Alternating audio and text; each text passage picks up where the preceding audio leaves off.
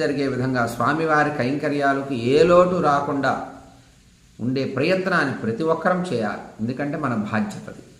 మనం స్వామివారి దగ్గరికి వెళ్ళి ఎలా అయితే స్వామిని దర్శించి మన కష్టాలని చెప్పుకొని లడ్డు తీసుకొని ఆనందంగా ఇంటికి వచ్చి తృప్తి పడతామో, స్వామివారికి కష్టం కలిగినప్పుడు కూడా అలానే మనం స్పందించి వ్యవస్థ బాగుండాలి అని కోరుకోవాలి, స్వామి బాగుండాలి అని కోరుకోవాలి, స్వామి వ్యవస్థ బాగుండాలి అని కోరుకోవాలి, స్వామి కైంకర్యాలు బాగా అభివృద్ధి కావాలి అని కోరుకోవాలి. స్వామివారు నిత్యభోగోస్తు నిత్య భోగవంతుడై విరాజిల్లాలని కోరుకోవాలి.